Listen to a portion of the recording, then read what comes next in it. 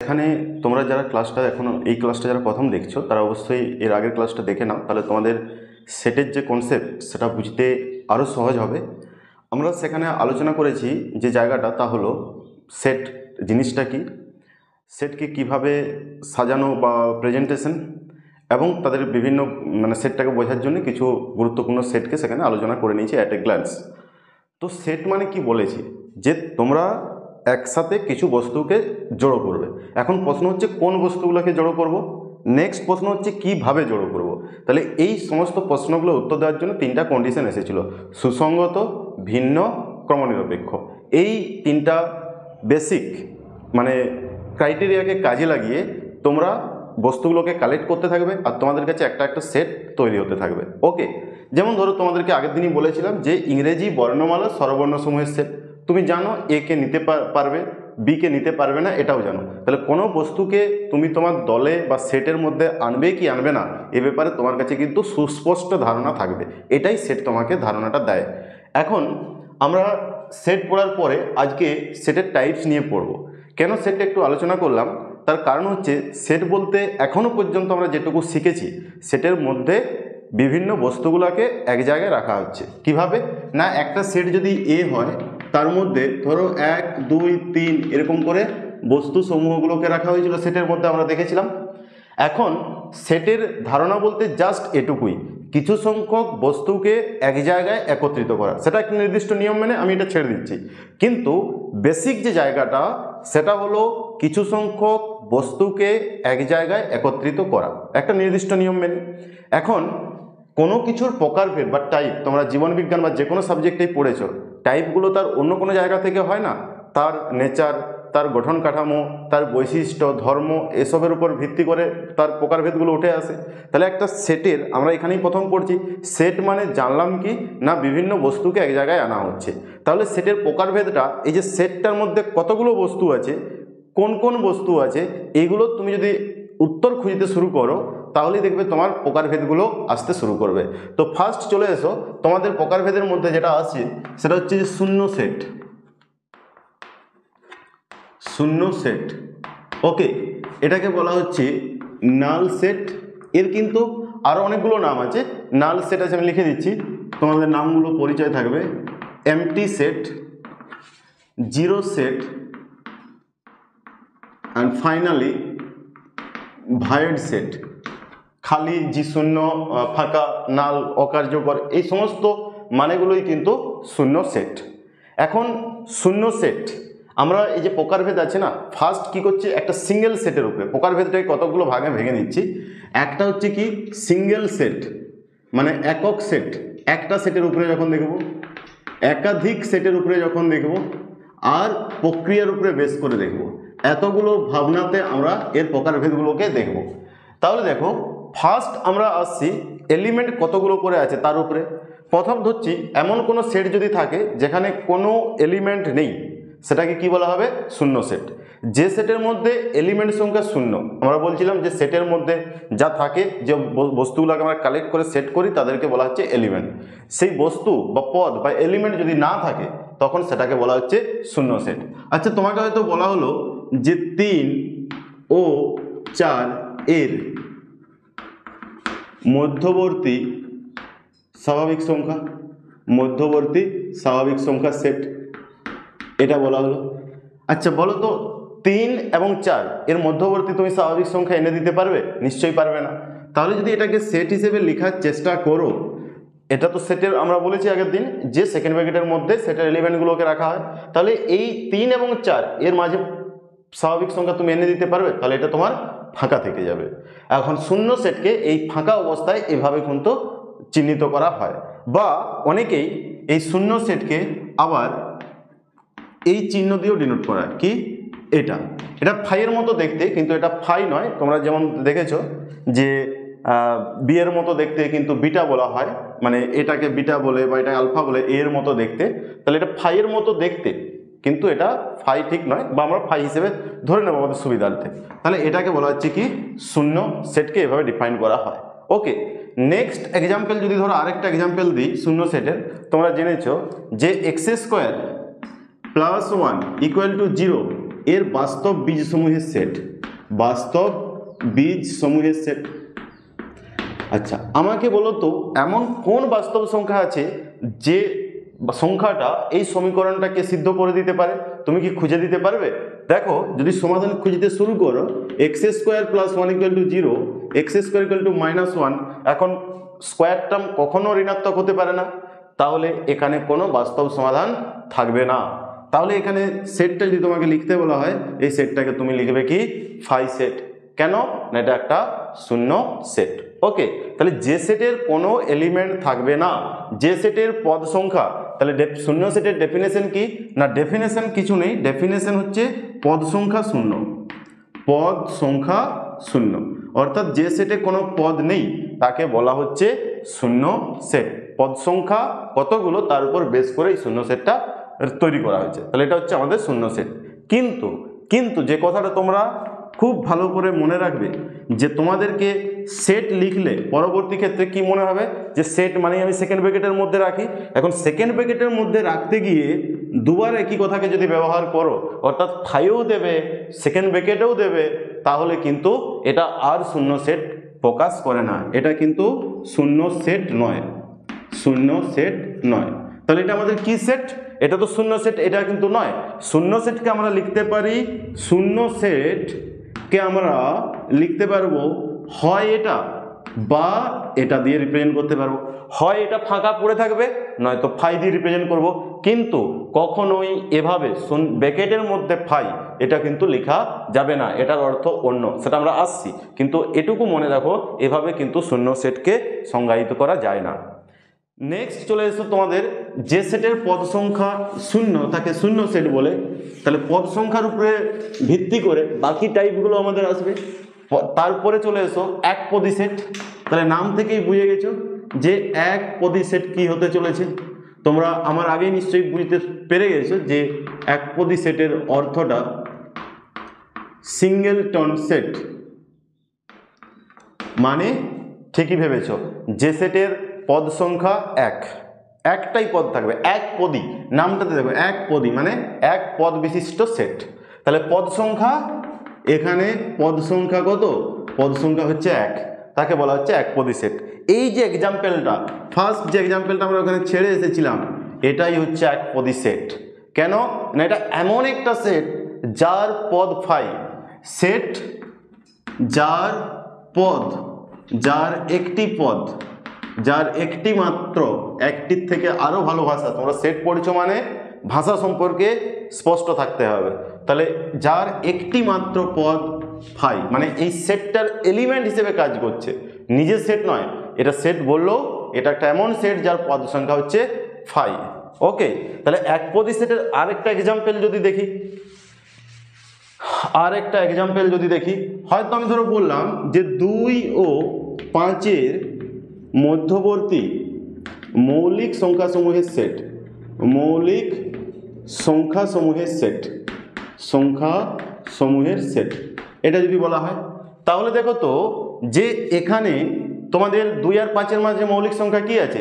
3 আছে। তাহলে এই সেটটাকে যদি তুমি লিখতে শুরু করো, তাহলে দেখো 3, এর বাইরে কিন্তু আর কোনো তুমি মৌলিক সংখ্যা এখানে লিখতে পারবে না। তাই এটা হলো তোমার কি একপদী সেট। আচ্ছা, এখানে যদি একের বেশি থাকে তাহলে দুটো থাকলে দ্বিপদী বা তিনটা থাকলে ত্রিপদী, ওই নামগুলো কিন্তু নেই। তোমাদের আছে শূন্য সেট, শূন্য সেটের পরে আছে একপদী সেট, একপদী সেটের পরে যেটা চলে যাচ্ছে সেটা হচ্ছে সসীম সেট এবং অসীম সেট।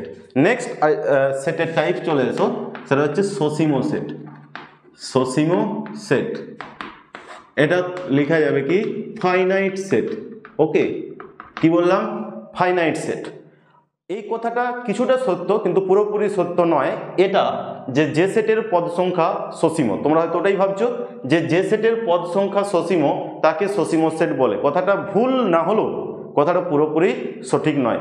সঠিক কথাটা কি না, যে সেটের পদ সংখ্যাগুলোকে আমি স্বাভাবিক সংখ্যা দিয়ে যদি লেবেল করতে থাকি, অর্থাৎ চিহ্নিত করতে থাকি, দেখবে আপেলে যেরকম স্টিকার দেওয়া থাকে না, সেরকম এই যে সেটের পদ সংখ্যাগুলোকে আমি স্বাভাবিক সংখ্যা নিয়ে এসেছি। আমি একটা ব্যাগের মধ্যে ব্যাগ ভর্তি স্বাভাবিক সংখ্যা আছে, একটা বস্তু নিচ্ছি 1, অন্য একটা বস্তু নিচ্ছি 2, আর একটা বস্তু নিচ্ছি 3, এভাবে যদি আমি লেভেল করে করে যেতে থাকি এবং সেটা যদি একটা সময় পরে গিয়ে শেষ হয়ে যায় তখন সেটাকে বলা হবে সসীম সেট।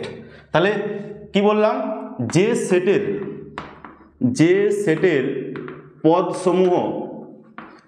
সেটের পদসমূহকে স্বাভাবিক সংখ্যা দ্বারা চিহ্নিত করতে থাকলে তা একটি নির্দিষ্ট সময় পর শেষ হয়ে যায়, একটি নির্দিষ্ট সময় পর শেষ হয়ে যায় তাকে সসীম সেট বলে। কিন্তু কখনোই যে সেটের পদ সংখ্যা সসীম সেটাকে সসীম সেট বলা যায় না। কারণ কি, যখন অসীম সেটের ডেফিনেশন আসবে তখন ওই ডেফিনেশনটা কেন ঠিক নয় আরো ভালো করে বুঝতে পারবে। তোমরা আগের দিনে লিখেছিলে যে ইংরেজি বর্ণমালা ভাল তাদের সেটটা এ, ই, আই ও ইউ।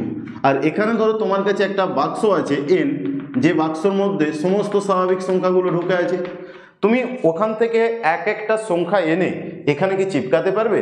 দেখো, এটাকে 1 দিয়ে মার্কিং করলাম, এটাকে 2 দিয়ে, এটাকে 3 দিয়ে, এটাকে 4 দিয়ে, এটাকে 5 দিয়ে, এখানে এলিমেন্ট শেষ হয়ে যাচ্ছে, তাই এটাকে বলা হচ্ছে সসীম সেট। ওকে, তাহলে যে সেটের পদ সংখ্যাকে আমি স্বাভাবিক সংখ্যা, অন্য কোনো সংখ্যা নয়, স্বাভাবিক সংখ্যা, কেন না স্বাভাবিক সংখ্যাগুলোকে বলা হচ্ছে গণনার সংখ্যা। এগুলোকে তোমরা জানো যে এগুলোকেই বলা হয় গণনার সংখ্যা। তাহলে আমরা তো এটা 1, 2, 3 দিয়ে কি করছি, কাউন্ট করছি, গণনা করছি। তার জন্য গণনার কাজে যে সংখ্যাগুলোকে রেডি করা আছে তাদেরকেই নিয়ে আসবো। তাহলে গণনা করতে থাকলে একটা সময় পরে গিয়ে যদি শেষ হয়ে যায় তখন সেটাকে বলা হবে সসীম সেট। এরকম প্রচুর উদাহরণ আছে সসীম সেটের। যেমন হয়তো বলা হলো যে x² - 1 = 0 এর বীজসমূহের সেট। তাহলে তোমার যদি এই এক্সাম্পলটা হয় বীজসমূহের সেট, এক্সাম্পলটা কি হবে বলো তো, 1 আর -1। বুঝতে পারছো যে এর বীজসমূহের সেট হচ্ছে 1 আর -1। নেক্সট চলে এসো অসীম সেট। এই অসীম সেটে ডেফিনেশনটা কেন আমরা যার পদ সংখ্যা সসীম, যার পদ সংখ্যা অসীম এভাবে কেন ভাবছি না, এটা আরো ভালো করে বুঝতে পারবে। তাহলে নেক্সট লিখো আমার সাথে সাথে, সেটা হচ্ছে অসীম সেট। কি বললাম, অসীম সেট, ইনফাইনাইট সেট।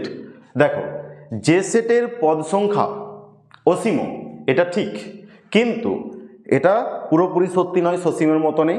তাহলে কি বলবো, যে সেটের পদ সংখ্যাকে আমি স্বাভাবিক সংখ্যা দিয়ে লেবেল করতে যদি থাকি তা কখনোই শেষ হবে না। সসীময় কি হয়েছিল, শেষ হয়ে যাচ্ছিল। এখানে স্বাভাবিক সংখ্যা দিয়ে যদি আমি লেবেল করতে থাকি বা চিহ্নিত করতে থাকি তাহলে তা লাইফ টাইম ধরে চলতে থাকবে, কখনোই শেষ হবে না। কিংবা আমি স্বাভাবিক সংখ্যা দিয়ে লেবেল করতেই পারবো না, হয় করতে পারবো না, আর যদি লেবেল করতে যাই তাহলে কখনো শেষ হবে না, দুটো জিনিস। তাহলে লিখো, যে সেটের পদসমূহ স্বাভাবিক সংখ্যা দ্বারা পরপর চিহ্নিত করতে থাকলে কখনো শেষ হয় না, কিংবা স্বাভাবিক সংখ্যা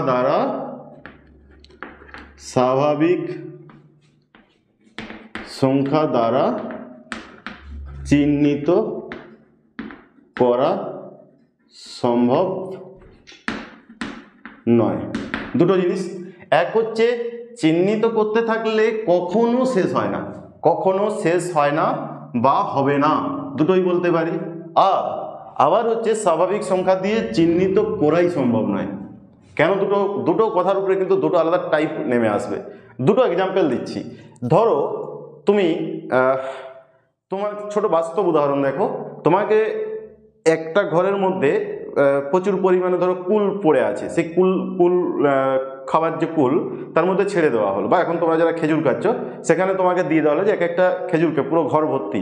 হ্যাঁ, তোমার খেজুরগুলোকে গণনা করতে খুব কষ্ট হবে, অনেক সময় লাগবে, বা তোমার মনে হবে যে শেষেই হচ্ছে না, কিন্তু একটা একটা বেছে বেছে তুমি কিন্তু চাইলে সেগুলোকে কাউন্ট করার শুরু করতে পারবে, যে এরপর এটা নেবো, এরপর এটা নেবো, একটা একটা তুলতে পারবে। কিন্তু যদি তোমাকে ধরো একটা স্টোর আলু ভর্তির মধ্যে ছেড়ে দেওয়া দিয়ে আলুগুলোকে এক একটা করে আলু তোমাকে তুলতে বলে, হ্যাঁ তোমার অনেকটা সময় লাগবে, হয়তো শেষ আরও তোমাকে আলু এনে দেওয়া হলো, তুমি শেষ করে উঠতে পারবে না।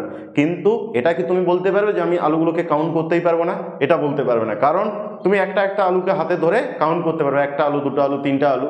কিন্তু এই জিনিসটাই যদি তোমাকে এক বাটি লবণ বা চিনি তোমাকে হাতে দিয়ে দেওয়া হয়, তুমি ভাবো তো একবার গণনা করতে পারবে? নিশ্চয়ই পারবে না, কারণ একটা নুন যে কত টুকরো হয়ে আছে তুমি ধরতে গেলে ভেঙে গিয়ে আবার টুকরো বেড়ে যাবে, তাহলে এটা তুমি চাইলেও কাউন্ট করতে পারবে না। তাহলে একটা হচ্ছে যে গণন পসিবল, হয়তো আমার পক্ষে শেষ করতে পারবো না, কিন্তু চাইলে আমার গণনা করা যাবে। আর একটা যেমন চিনি বা লবণের ক্ষেত্রে বলছি, আমি গণনা করতেই পারবো না, সেরকম ব্যাপারটা এখানে। আমি একটাকে চাইলে স্বাভাবিক সংখ্যা দিয়ে লেবেল করতে পারবো, আর একটাকে লেবেল করতেই পারবো না। তাহলে দু ধরনের উদাহরণ দিচ্ছি। এক, ধরো আমাদের সামনে যে এন স্বাভাবিক সংখ্যার সেট, কি বললাম?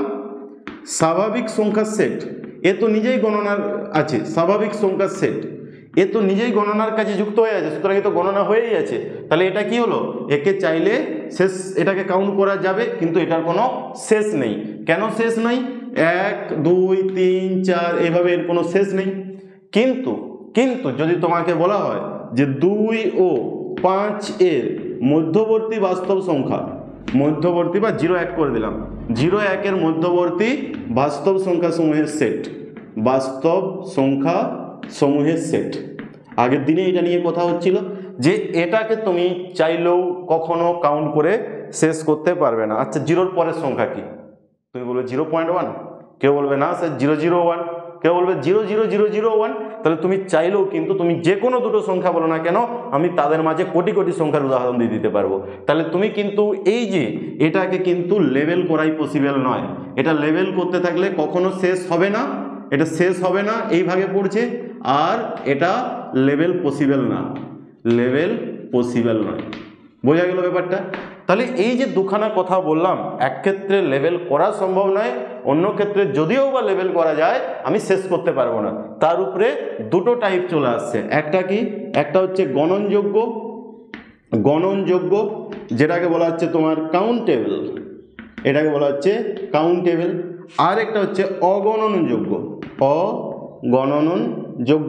এটাকে বলা হচ্ছে আনকাউন্টেবল। এইগুলো না উপর দিকে ভীষণ এগুলো গুরুত্বপূর্ণ সেট থিওরি আছে, সেখানে এগুলো নিয়ে আলোচনা করা আছে। এই কাউন্টেবল কনসেপ্টটা ডিনিউমেরেবল, নন ডিনিউমেরেবল এইসবের উপরে বেস করে তোমাদের এটা বুঝতে সুবিধা হবে, তাই আমি এখানে এভাবে বলে দিলাম যে গণনযোগ্য আর অগণনযোগ্য। একটা চাইলে কাউন্ট করতে পারবো, এর মধ্যে কে কে আসবে? আমরা যে সেটগুলো পড়েছি, এন আসবে, কিউ আসবে মানে মূলত সংখ্যার সেট আসবে, আবার সমস্ত মৌলিক সংখ্যা সমূহের সেট আসবে, তারপরে তোমার জেড সমস্ত পূর্ণ সংখ্যা সমূহের সেট আসবে, আবার এখানে আর আসবে, 0 থেকে এটা আসবে, আমাদের কমপ্লেক্স নাম্বার আসবে। এগুলো কিন্তু সব অগণনযোগ্য সেটের উদাহরণ।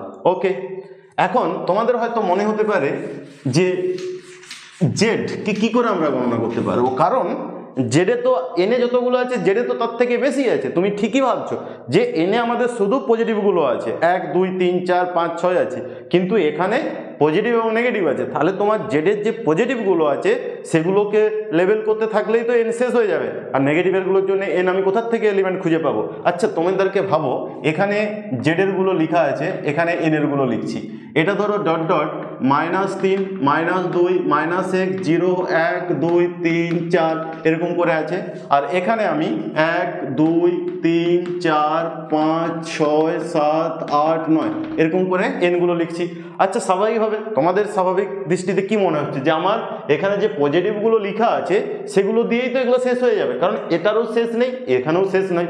তাহলে এখানে কি এখানে শেষ করতে পারবো? তাহলে দেখো মজার জিনিসটা, তুমি 1কে হয়তো এই 0টাকে 1 দিয়ে তুমি লেবেল করে দিলে, ঠিক আছে, 0কে লেবেল করলে 1 দিয়ে। আচ্ছা, এখান থেকে টানি 0কে লেবেল করলে 1 দিয়ে।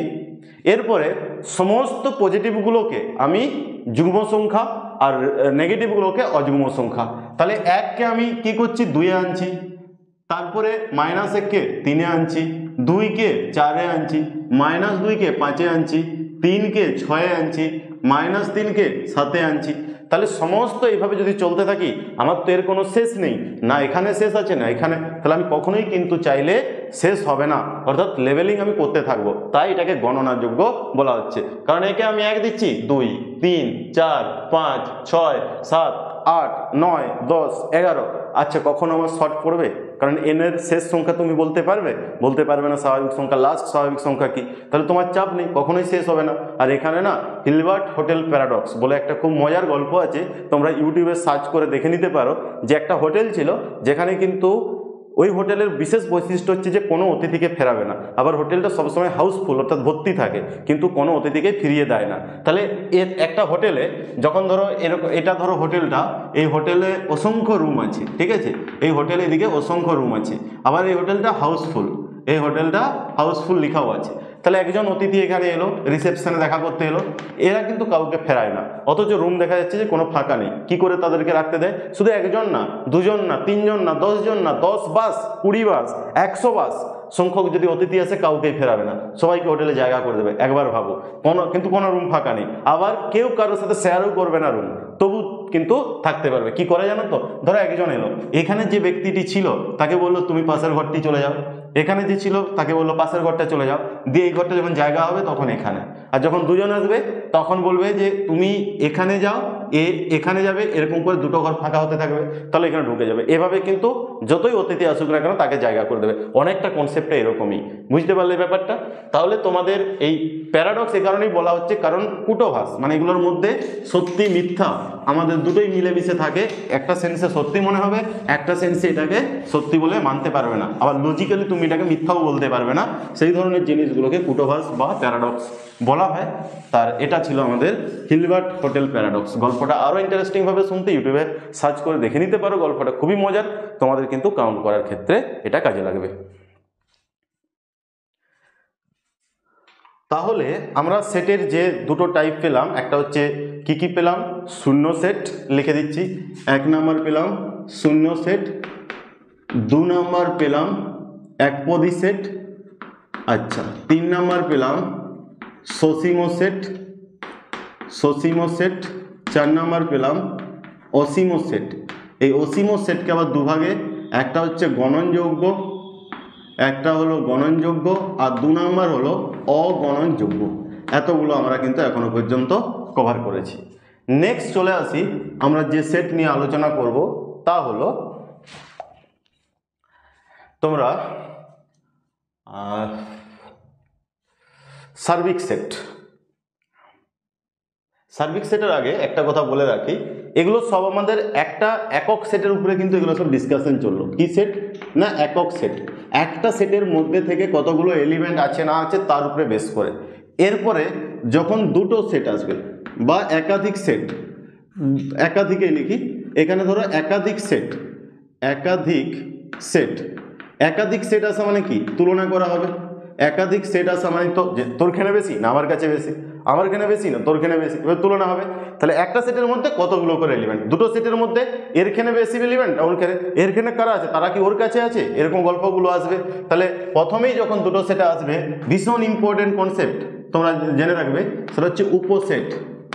ভীষণ ইম্পর্টেন্ট কনসেপ্ট উপসেট, এটাকে বলা হচ্ছে কি সাবসেট। সাবসেট দুখানে আমি উদাহরণ দিচ্ছি। একটা ধরো এ 1 2 3, আবার বি লিখছি 1 2 3 4। আচ্ছা দেখো তো, এ সেটের 1 2 3 বি সেটে খুঁজে পাওয়া যাচ্ছে। উপসেট, উপ মানে ওর থেকে ছোট, তাহলে এ সেটের প্রতিটা পদ বি সেটে আছে, তাই এ কে বি এর উপসেট বলা হবে। এ যদি পুরোপুরি বি এর মধ্যে ঢুকে যেতে পারে তখন বলা হবে এ বি এর উপসেট। উপমহাদেশ, মহাদেশের অন্তর্গত, সেরকম ব্যাপারটা। তাহলে এখানে এই উপসেটের সিম্বলটা হচ্ছে এরকম, এরকমও বা এরকম, যে যেটা খুশি ব্যবহার করতে পারে। তাহলে আমাদের এখানে লিখব এ সাবসেট অফ বি। কিভাবে বলা হয়? এ বি এর উপসেট, অনেকটা সেই লেস দেন টাইপের মতো, যে দিকটা ছোট হয় লেস দেন। এখানে কিন্তু ক্রাইটেরিয়া হচ্ছে কি, এ সেটের প্রতিটা পদ বি সেটে থাকবে। কি বললাম? এ বি এর উপসেট হবে যদি এ সেটের এ সেটের প্রতিটি পদ বি সেটের অন্তর্গত হয়, বি সেটের অন্তর্গত হয়। ডেফিনেশনটা খুব গুরুত্বপূর্ণ, যে এ কে বি এর উপসেট বলা হবে যদি এ সেটের প্রতিটা পদ কোথায় খুঁজে পাবো? বি সেটে। এ সেটের একটা এলিমেন্ট দেখবো বি সেটে আছে কিনা। দেখো 1 এতে আছে, বিতে আছে, 2 এতে আছে, হ্যাঁ বিতেও আছে, 3 এতে আছে, 3 বিতেও আছে। সুতরাং বলা যাবে এ বি এর উপসেট, যাকে এই চিহ্ন দিয়ে ব্যবহার করা হবে। উল্টো দিক দিয়ে বি কে এ এর উপসেট না, কেন নয়? তাহলে বিটা দেখো এর উপসেট কিন্তু নয়। কেন নয়? কারণ হচ্ছে এই 4 নামক পদটা এটা বি এ আছে, কিন্তু 4টা আমাদের এতে নেই, তাই বি এর উপসেট নয়। এ বি এর উপসেট হলে বি এর উপসেট নাও হতে পারে। কিন্তু এখানে আবার অন্যভাবে ডেফিনেশনটাকে লিখতে পারি, অথবা দিয়ে আমরা লিখতে পারি যে এ সেটে এমন কোনো পদ, এ কে বি এর উপসেট বলা হবে এ সেটে এমন কোনো পদের অস্তিত্ব নেই যেটা আমাদের বিতে থাকবে না। দুবার নেগেটিভ করছি, তাহলে এতে এমন কোনো পদের অস্তিত্ব নেই, এতে এমন কোনো পদের অস্তিত্ব নেই যা বিতে নেই। কেন দুটো লিখছি? দুটার কথা দুটো থেকে আমরা দুটো স্টেটমেন্টে আসতে পারবো। যদি আমরা ফার্স্ট স্টেটমেন্টটা বলি যে এ সেটের প্রতিটা পদ বি সেটে আছে, এ সেটের প্রতিটা পদ বি সেটে আছে, তাহলে দেখো তো এ সেটের প্রতিটা পদ বিতে আছে, অর্থাৎ এ এর সাবসেট হবে। কোন স্টেটমেন্ট থেকে? এটার থেকে, কারণ এর প্রতিটা পদ তো এতে আছেই। তুমি ধরো এটা নিলে 1 2 3, তাহলে দেখো তো এই এ এর মধ্যে নেই, একের এর মধ্যে আছে, তাহলে প্রত্যেক সেট তার নিজের উপসেট। এখান থেকে কি বললাম? প্রত্যেক সেট, এগুলো প্রমাণও হয়, প্রত্যেক সেট তার নিজের উপসেট। নিজের উপসেট সবসময়ই হবে, প্রত্যেক সেট তার নিজের উপসেট। আর সেকেন্ড স্টেটমেন্ট থেকে আর একটা গুরুত্বপূর্ণ আসবে, ভীষণ গুরুত্বপূর্ণ, সেটা হচ্ছে যে এতে এমন কোনো পদের অস্তিত্ব নেই যেটা কিনা বিতে নেই। অর্থাৎ এখান থেকে আমাদের যেটা আসবে সেটা হচ্ছে ফাই সেট, এ যে কোনো সেটের উপসেট। ফাই হচ্ছে সবার উপসেট। কেন না? ফাইয়ে এমন কোনো পদ নেই যা এতে নেই, ফাইয়ে এমন কোনো পদ নেই যা এতে নেই। এটাকে বলা হয় logic of vacuous axiom, logic of vacuous axiom. নেই তাই খাচ্ছ, এরকম ব্যাপারটা। ধরো তুমি গাছ লাগিয়েছো, দিয়ে তুমি চলে গেছো, তুমি ফলের বাগান করেছো, পাড়াপড়শির ছেলেপেলেরা এসে কী করবে? খেয়ে নেবে। তুমি থাকলে তো বাধা দেবে, তাহলে তুমি যেহেতু নেই সুতরাং তারা মনে করছে তাদের ব্যাপারটা সেরকম। এখানে ফাইয়ের এমন কোনো এলিমেন্ট নেই যাকে তুমি দেখাতে পারবে যে দেখো ফাইয়ে একটা এলিমেন্ট আছে যেটা কিনা এতে নেই। এ নিজেকে বি এর উপসেট হিসেবে কখন দাবি করবে না? যদি এতে এমন কোনো একটা পদ থাকে যেটা আমাদের বিতে নেই, তখনই আমি দাবি করতে পারবো এ বি এর সাবসেট নয়। ধরো এতে 1 2 3 আছে এবং বিতে 2 3 5 7 আছে, বেশি থাকলেই যে উপসেট হবে এমন কোনো গল্প নেই। এখানে এর থেকে বিতে বেশি আছে, কিন্তু এ বি এর উপসেট নয়। কেন বলো তো? কারণ এখানে দেখো একটা এতে আছে, সেই একটা তুমি বিতে দেখতে পাচ্ছ কি? বিতে কিন্তু দেখতে পাচ্ছ না। X does not belongs to B, তার জন্য এ কিন্তু বি এর উপসেট নয়। তাহলে ঘটনাটা কি হলো? এ কে বি এর উপসেট যখন আমি বলবো তখন এর মধ্যে থাকা এক হাত তুলবে, ভাই আমি তো বিতে নেই, সুতরাং এ নিজে কাজ সাবসেট বলবে না।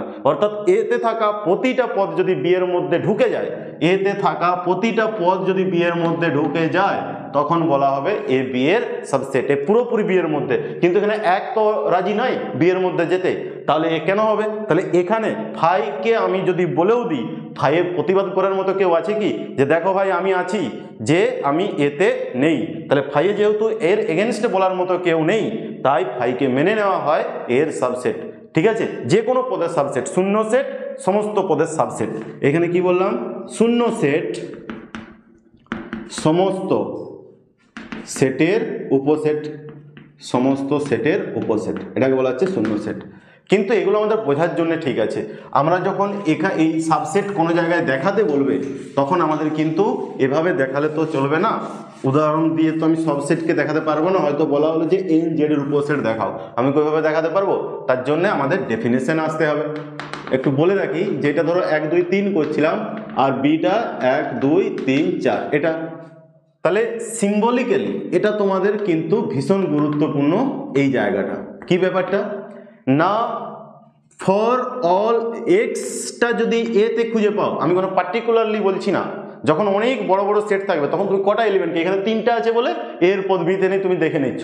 যদি তোমার সেটের সংখ্যাটা বড় হয়ে যায়, ইনফাইনাইট সেট হয়ে যায়, তারাও তো একে অপরের ছোট হবে। তোমরা জানো যে স্বাভাবিক সংখ্যা জেডের মধ্যে ঢুকে যাবে, তাহলে সেখানে তুমি দেখাবে কি করে? তখন তোমার কিন্তু এরকম দেখিয়ে তুমি শেষ করতে পারবে না, তখন তোমাকে এখানে যেতে হবে। এখানে কি বলা হচ্ছে, এক্স বিলংস টু এ, যে এক্সটা এতে আছে সেই এক্সটাকে যদি আমি বিতে খুঁজে পাই, এক্স আমি কারো নাম ধরে বলছি না, সেই প্রতিনিধিকে পাঠিয়ে দিচ্ছি, সে যদি আপত্তি না করে, কেউ করবে না, এটা ফর অল এক্স, তখন বলা হবে এ বি এর সাবসেট।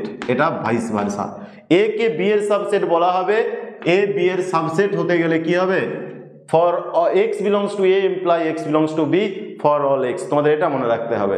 আর এ বি এর সাবসেট নয় যদি হয়, তাহলে হবে there exist X in A such that X not belongs to B, there exist at least one X, মানে এক্স এটাকে বলা হয় কি বললাম, দেয়ার এক্সিস্ট, মানে এমন একটা পদের উপস্থিত থাকবে যেটা এতে আছে কিন্তু বিতে নেই, তখন বলা হবে এ বি এর সাবসেট নেই। কেন এটা টাইম দিচ্ছি জানো তো, এটা হচ্ছে সেটের কনসেপ্টের সব থেকে প্রথম ধাপ, যেটা তোমাকে কনসেপ্টে ঢুকতে হচ্ছে।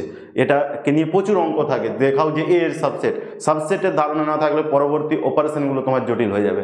তাহলে এক্স এতে থাকলে সেই এক্স যদি বিতে থাকে, তখন বলা হবে এ বি এর সাবসেট। ওকে, এখান থেকে ধরো তোমাদেরকে একটা ছোট্ট প্রমাণ করাচ্ছি, যে প্রমাণগুলো পরীক্ষায় অনেক সময় চেক করতে দেয়, এমসিকিউ কোশ্চেনে প্রমাণ করতে দেবে না। তাহলে একাধিক সেটের উপরে প্রথমেই কি এলো, উপসেট এলো, প্রথমেই এলো উপসেট। আচ্ছা, তাহলে এখানে দেখো একটা কোশ্চেন, এ বি এর সাবসেট, বি আবার সি এর সাবসেট হলে দেখাও যে এ সি এর সাবসেট, এগুলো কিন্তু প্রমাণ করতে দেয়। ঠিক আছে, এই প্রমাণগুলো করতে দেয়, তো এই প্রমাণগুলো করবে কি করে তুমি? এই প্রমাণটা ধরো করতে হলেছে, তুমি এই দুটো জানো প্রদত্ত, এখানে প্রদত্ত কি, প্রদত্ত হচ্ছে এ বি এর সাবসেট আবার বি সি এর সাবসেট। তাহলে তোমাকে প্রমাণ করতে হবে এ সি এর সাবসেট, এ সি এর সাবসেট তুমি প্রমাণ করবে। তাহলে এক্স বিলংস টু এ, কি বলেছিলাম, এ সি এর সাবসেট দেখানো মানে কি বলেছিলাম, যে এক্সটা এতে আছে তোমার দায়িত্ব সেই এক্সটাকে সিতে পৌঁছে দেওয়া। তাহলে ধরি যে কোনো পদ, তাহলে তুমি একটা বিশেষ পদকে বলছো না, যে কোনো বলছো, ধরি যে কোনো পদ, যে কোনো পদ এক্স বিলংস টু এ, তাহলে সেই এক্সটাকে যদি তুমি যে কোনো উপায়ে সিতে পৌঁছে দিতে পারো, তাহলে তুমি সাকসেস। তাহলে এক্স এতে আছে, এক্স এতে আছে মানে এক্স দেখো বিতে আছে, কেন না এ বি এর সাবসেট। এ বি এর সাবসেট মানে কি, যে এক্সটা এতে থাকবে সে বিতে অবশ্যই থাকবে, তাহলে এখানে যেহেতু এ বি এর সাবসেট। আবার যে এক্সটা বিতে থাকবে সে এক্সটা কোথায় থাকবে, সিতে থাকবে, তাহলে এক্স বিলংস টু সি, কেন বি সাবসেট অফ সি। তাহলে দেখো যে এক্সটা এতে ছিল তাকে আমি কোথায় পৌঁছে দিলাম, সিতে, তাহলে X belongs to A imply করছে এক্স বিলংস টু সি। তাহলে দেখো এখানে এ এখানে লিখবো যেহেতু এক্স যে কোনো পদ, যেহেতু এক্স যে কোনো পদ, অর্থাৎ for all x belongs to A, x belongs to A imply করছে এক্স বিলংস টু সি, অতএব এ সাবসেট অফ সি। এই যে ফর অল কথাটা কেন লিখছি জানো তো, এই যে কোনো পদের কথাটা বলছি এই জন্যে। কেন না, ধরো তুমি তোমার বাড়িতে বলালো যেখানে সবার বয়স হচ্ছে 10-এর থেকে বেশি, তোমার বাড়িতে বলা হলো যে এখানে যতজন মেম্বার আছে সবার বয়স 10-এর থেকে বেশি। আমি যদি না জানি যে কয়েকজন বেরিয়ে এসো তো, বা আমি হয়তো বললাম যার নাম এ দিয়ে সে বেরিয়ে এসো, ঠিক আছে, তাহলে সে একজন বেরিয়ে এলো, তার আমি বার্থ সার্টিফিকেট দেখলাম যে হ্যাঁ এর বয়স তো 10-এর থেকে বেশি, আমি তাহলে মেনে নেবো। আমি যদি কোনো নাম ধরে ডাকি তাহলে তো পার্টিকুলার ও আসবে, কিন্তু আমি যে কোনো একজনকে তুলে নিই, তার ক্ষেত্রে যদি আপত্তি না থাকে কারো ক্ষেত্রেই থাকবে না। অর্থাৎ এখানে আমি বিশেষ কোনো এক্সকে বলছি এক্স, কিন্তু এ প্রতিনিধি, এই এক্স যে এক্সকে আমি এর এলিমেন্ট যাকে আমি সিতে পাঠাচ্ছি, তার যদি আপত্তি না থাকে কারোই থাকবে না, কারণ আমি যে কোনো কথাটা উল্লেখ করছি, আমি কোনো বিশেষ বলিনি যে বিশেষ একটি পদ এক্স আমার এতে আছে সেই বিশেষ পদটা বিতে আছে, এই কথা বলছি না, যে কোনো কথা বলছি, যে কোনো মানেই হচ্ছে সবার জন্য হবে, কারণ আমি বিশেষ কারোর উপরে পার্সিয়ালিটি দেখাচ্ছি না। বোঝা গেল ব্যাপারটা? আচ্ছা, এই হচ্ছে তোমাদের সাবসেটের কনসেপ্ট। এখন সাবসেটে দেখলে যে একদিকের এলিমেন্টগুলো সমস্ত অন্য সেটে গিয়ে ঢুকে যাচ্ছে, তাহলে নিশ্চয়ই একদিকটা বড় একদিকটা ছোটোর কনসেপ্টটা চলে আসছে। সেখান থেকে তোমাদের নেক্সট ডেফিনেশন আসবে যথার্থ উপসেট, যথার্থ উপসেট ও অধিসেট, পরপর অধিসেট। তাহলে ইংরেজিগুলো কি? প্রপার সাবসেট, প্রপার সাবসেট, আর হচ্ছে সুপারসেট, আর এটা কি বলা হবে? সুপারসেট।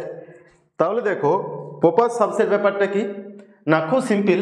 এতে ধরো মনে করো 1 2 3 আছে, বিতে 1 2 3 4 5 এটা আছে, তাহলে এর সমস্ত পদ বিতে ঢুকে আছে।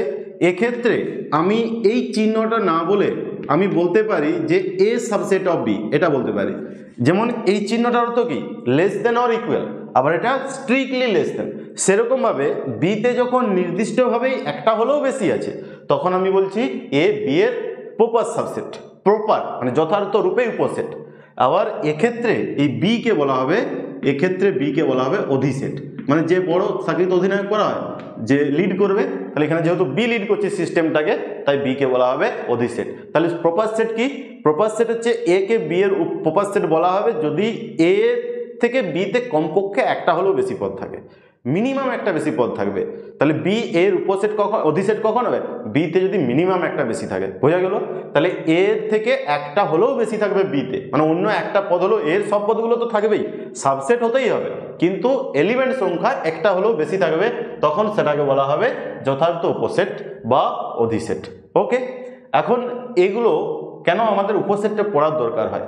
সিম্পল একটা এক্সাম্পল তুমি নিজের মতো করে ভাবো তো, হয়তো তোমার ফ্যামিলিতে তোমার পরবর্তী উপরের দিকে যারা আগের জেনারেশন, তারা হয়তো অনেকেই বেঁচে নেই। তোমার ধরো বাবা আছে, কিন্তু তার বাবা বা তার যে দাদু হচ্ছে, সে হয়তো বেঁচে নেই। তাহলে তার সে কেমন নেচার ছিল বা তার প্রকৃতি কেমন ছিল, সেটা জানার জন্যে তোমার বাবাকে লক্ষ্য করলে অনেকটা বোঝা যাবে, কেন তার অনেক গুণ কিন্তু এর মধ্যে আছে। তাহলে সাবসেট ব্যাপারটা ঠিক একই রকম। আমরা বড় জিনিসটাকে হয়তো ব্যাখ্যা করতে কষ্ট হচ্ছে বা সেটা আমাদের সহজ হচ্ছে না, তাহলে তার থেকে ছোট একটা এলিমেন্ট তুলে নিচ্ছি, সেটাকে আমরা ব্যাখ্যা করছি। ধরো কোনো একটা লাভাকে পরীক্ষা করা হবে, তার জন্য গোটা অনুৎপাত মানে আগ্নেয়গিরিটাকে তুলে আনার দরকার নেই, তো তার থেকে একটু ছোট লাভা নিয়ে এসে আমি পুরোটার সম্পর্কে ব্যাখ্যা করতে পারছি। ব্যাপারটা ঠিক একই রকম। আমাদের একটা যখন বড় সেটকে আমাদের ব্যাখ্যা করতে অসুবিধা হচ্ছে, সেখান থেকে একটা ছোট্ট এর যে অনেক প্রপার্টি থাকবে যেটা হোল্ড না করলে পুরোটা মেনে নেবে না, তাহলে সেক্ষেত্রেও তো আমাদের কিছুটা তো কাজে লাগবে, এমন অনেক ক্ষেত্রে অনেকটাই কাজে লাগবে। তাহলে সেজন্য আমাদের সাবসেটের কনসেপ্টটা কিন্তু দরকার।